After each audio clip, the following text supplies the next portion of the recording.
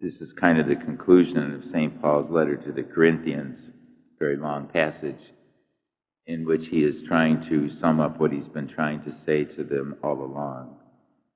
The Jewish people had many strict rules to follow, and they became so engrossed with the laws of fasting, for example, that they forgot about the giver of the law himself, the Lord. And Paul was trying to tell them that they must always keep concentrating on Christ. They are servants of Christ, he says. We all are.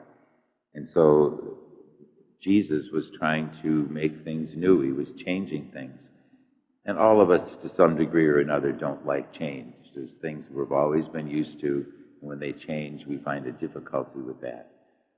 These people had been doing things the same way for years, and Jesus comes along and he's changing it. He's trying to emphasize that love is the essence of religion, and that loving God with your whole being and loving your neighbor as Christ loved all of us is what we're called to do. And that's more difficult than even following the fasting laws that they were talking about here. And so the Lord's giving us always taking us in a new direction. We've experienced that with Vatican II, when so many changes happened in the Church. And it wasn't easy for those of us, like myself, who grew up with the Latin Mass, and we loved it. And I studied Latin for 7 years, and they dropped it the year I finished.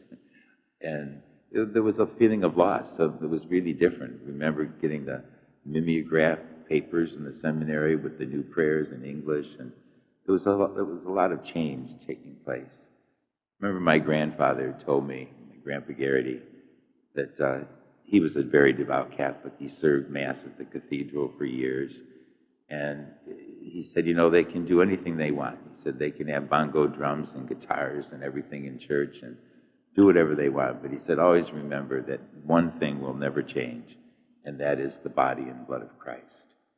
And I've often thought of that Christ is the center.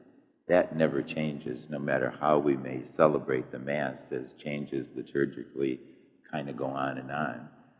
But the center is always the body and blood of Christ. And so that's good for us to remember.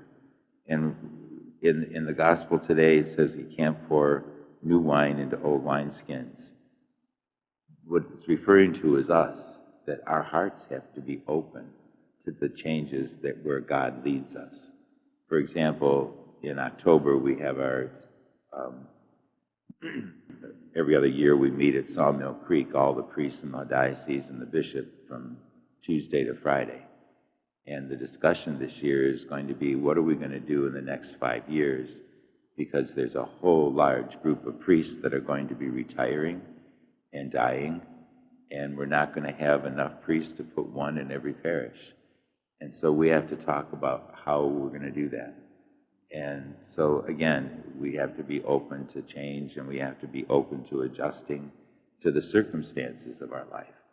Circumstances, if you're a really active Catholic for many years, and then sometimes circumstances change and you're called to become more contemplative, have a spirituality of prayer and devotion more than you ever did before, because things change.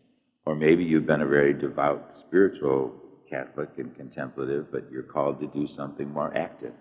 It can work both ways. So I think the scriptures today just tell us that the Lord loves us. He wants us to love him back, and he's always leading us somewhere. He's always leading us and guiding us and changing, and we have to just be open to where the Lord leads us. Let us stand and offer our prayers and petitions.